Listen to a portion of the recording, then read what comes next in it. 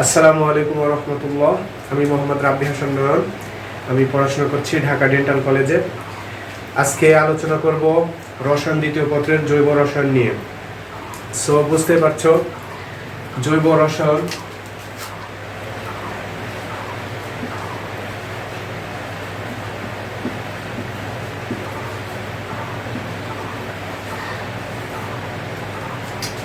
জৈব রসায়ন রসায়নের এমন একটা অধ্যায় যেটা নিয়ে সহসাই বিভিন্ন ছাত্রছাত্রীরা অনেক ভয়ে থাকে, টেনশন কাজ করে। কিন্তু আজকে এত সহজভাবে আলোচনা করবো এই অধ্যায়টা।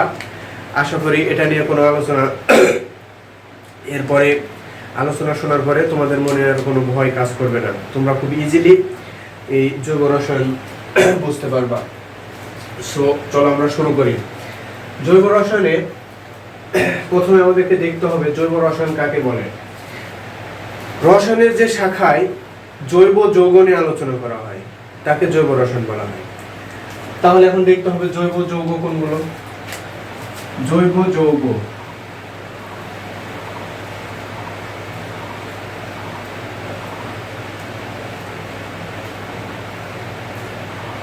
জৈব যৌগ সাধারণত জৈব যৌগ বলতে বোঝানো হয় কার্বন এবং হাইড্রোজেনের সমন্বয়ে গঠিত যৌগ, এবং কোনো কোনো ক্ষেত্রে তার কিছু কিছু জাতক থাকে, অন্যান্য কিছু কিছু মৌলযুক্ত থাকে। এক সময় ধারণা করা হতো যে জৈব যৌগ বলতে শুধুমাত্র এমন সব যৌগকে বোঝায় যে যৌগগুলো জীবজ উপাদান, উদ্ভিদ এবং প্রাণী, এই দুই ধরনের উপাদান থেকে বহুদিন থেকে মাটির নিচে চাপা পড়ে থেকে থেকে থেকে থেকে এক সময় এগুলো ফসিল বা জৈব যৌগে পরিণত হয়, যেটা মাটির নিচ থেকে পরবর্তীতে উত্তোলন করা হয়। কিন্তু পরবর্তীতে এই ধারণাটা সম্পূর্ণভাবে চেঞ্জ হয়ে যায়। চলো আমরা দেখি। আচ্ছা বলো তো, রসায়নের জনক কাকে বলা হয় আর জৈব রসায়নের জনক কাকে বলা হয়? চলো আমরা দেখি। রসায়ন শাস্ত্রের জনক হচ্ছে জাবির ইবনে হাইয়ান। জাবির ইবনে হাইয়ান জাবির ইবনে হাইয়ান জাবির ইবনে হাইয়ান হলেন রসায়নের জনক। পুরো রসায়নের জনক হচ্ছে জাবির ইবনে হাইয়ান। এরপরে রয়েছে জৈব রসায়নের জনক কে? জৈব রসায়নের জনক হচ্ছে ফ্রেডরিক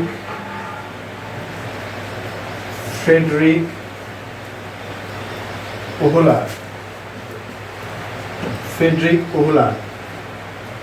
ইনি হলেন জৈব রসায়নের জনক। ইনি হলেন জৈব রসায়নের জনক ফ্রেডরিক ওহলার। অনেকে এই উচ্চারণটা ফ্রেডরিক ভোলার বলে থাকে, ফ্রেডরিক ভোলারও বলা হয়। ইনি হলেন জৈব রসায়নের জনক। আর আরেকটি রয়েছে আধুনিক রসায়নের জনক।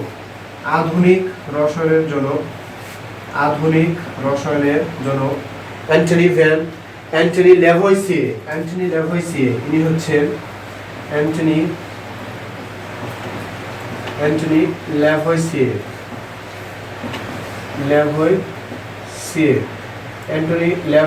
ইনি হলেন আধুনিক রসায়নের জনক।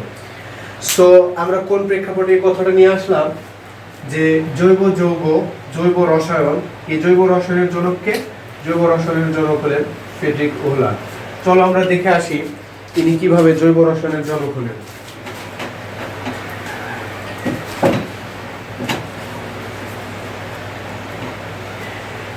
আমরা এখন এই ফ্রেডরিক ওহলারের কাহিনীটা শুনবো। অনেক দিন আগে বিভিন্ন বিজ্ঞানীরা ধারণা করত যে জৈব যৌগ এটা সম্পূর্ণভাবে উদ্ভিদ এবং প্রাণী, অর্থাৎ জীবজ উপাদান, লিভিং ম্যাটেরিয়ালস থেকে এগুলো তৈরি হয়। এটা ল্যাবরেটরিতে আলাদাভাবে তৈরি করা যায় না, বা এটা আলাদাভাবে কোথাও মানে প্রাকৃতিকভাবে ছাড়া আলাদাভাবে তৈরি করা যায় না। একজন বিজ্ঞানী ছিলেন সুইডেনের বিজ্ঞানী, নাম তার বার্জেলিয়াস। সুইডেনের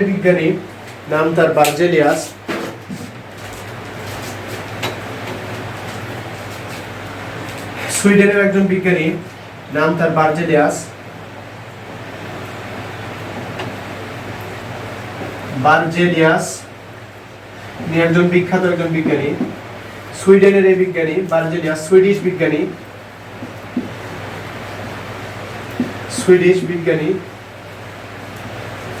সুইডিশ বিজ্ঞানী বার্জেলিয়াস এক সময় তার একটা তত্ত্ব দিয়েছিলেন যে 1808 সালে তিনি তত্ত্ব দিয়েছিলেন যে উদ্ভিদ এবং প্রাণীর দেহাবশেষ থেকেই প্রাকৃতিকভাবে জৈব যৌগ তৈরি হয়।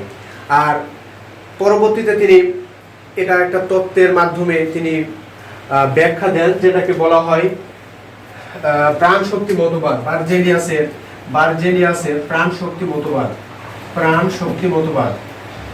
বার্জেলিয়াসের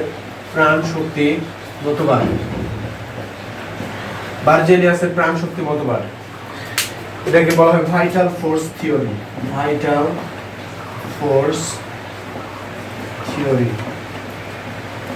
বার্জেলিয়াসের ভাইটাল ফোর্স থিওরি। এখানে তিনি বলেছিলেন যে উদ্ভিদ এবং প্রাণীর দেহাবশেষে ধ্বংসপ্রাপ্ত হওয়ার পর এক অজানা এক শক্তির মাধ্যমে এই জৈব যৌগগুলো তৈরি হয়। এটাকে তিনি নাম দিয়েছিলেন প্রাণ শক্তি মতবাদ। কিন্তু পরবর্তীতে 20 বছর পর দেখা গেল যে তার এই ধারণাটা ভুল প্রমাণিত করলেন আমাদের এই বিখ্যাত ফ্রেডরিক ওহলার। তিনি 1828 সালে 1828 তিনি নতুন একটি চমকপ্রদ ঘটনা ঘটালেন। 1828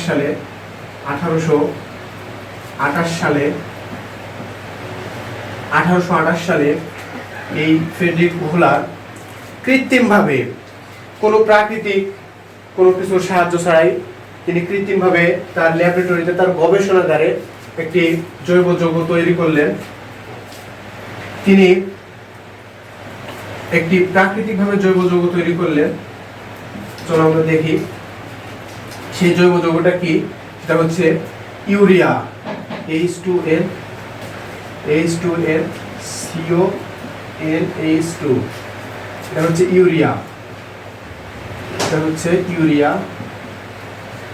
ইউরিয়া হচ্ছে প্রথম আবিষ্কৃত জৈব যৌগ। তিনি এটা কিভাবে তৈরি করলেন? তিনি অ্যামোনিয়াম সায়ানেট থেকে NH4CNO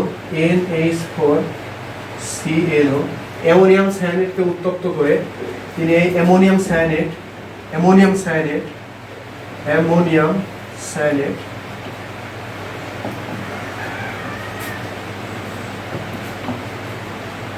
তিনি এই অ্যামোনিয়াম সায়ানেটকে তাপ দিয়ে উত্তপ্ত করে তিনি কৃত্রিমভাবে ইউরিয়া নামক এই প্রথম জৈব যৌগটি তৈরি করলেন। ইউরিয়া হচ্ছে প্রথম জৈব যৌগ।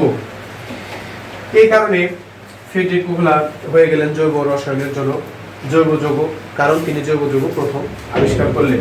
এই ইউরিয়া কিন্তু এক প্রকার অ্যামাইড। এই ইউরিয়া হচ্ছে এক প্রকার অ্যামাইড। তোমরা পরবর্তীতে জানতে পারবা যে অ্যামাইড কি, আস্তে আস্তে আলোচনা হবে। সো এই ইউরিয়া হচ্ছে প্রথম উৎপাদিত জৈব যৌগ। চলো এখন আমরা দেখি যে জৈব যৌগ চেনার উপায়।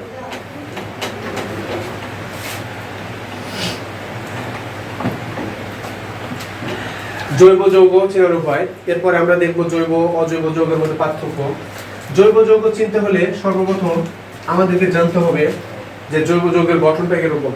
জৈব যৌগ সিম্পলি এখানে থাকবে হচ্ছে carbon plus hydrogen.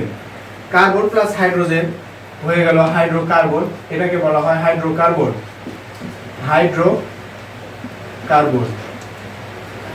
Carbon plus hydrogen হয়ে গেল হাইড্রোকার্বন। এবং সিম্পলি এর সাথে আরো কিছু মৌল যুক্ত হয়ে তৈরি করে তার বিভিন্ন জাতক, হাইড্রোকার্বনের বিভিন্ন জাতক তৈরি করে, সেগুলো হচ্ছে এক্সপন্স। সুতরাং আমরা বলতে পারি CH প্লাস এক্সপন্স সমান জৈব যৌগ। CH প্লাস এক্সপন্স সমান জৈব যৌগ। এক্সপন্স দিয়ে কি এক্সপন্স দিয়ে এখানে বোঝানো হয়েছে? X মানে হ্যালোজেন, P মানে phosphorus, O oxygen, nitrogen, sulphur, এগুলো মানে জৈব যৌগ। চলো উদাহরণ দেখা যাক। যেমন সিম্পলি একটা জৈব যৌগ কার্বন এবং হাইড্রোজেন দিয়ে হয়ে থাকে। যেমন আমরা লিখতে পারি methane CH4, this is methane. Methane হচ্ছে একটা জৈব যৌগ। তারপরে রয়েছে ইথেন, ইথেন C2H4, ইথেন। এরপরে আরো রয়েছে ইথিন,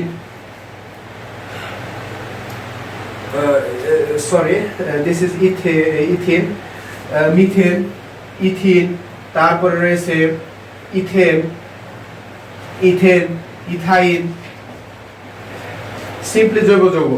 যদি আমরা হ্যালোজেন দিয়ে দেখি, যদি তার জাতক হয়, যেমন methyl chloride CH3Cl, methyl chloride, oxygen দিয়ে ইথানল CH3CH2OH, ইথানল, নাইট্রোজেন দিয়ে হতে পারে অ্যামিন,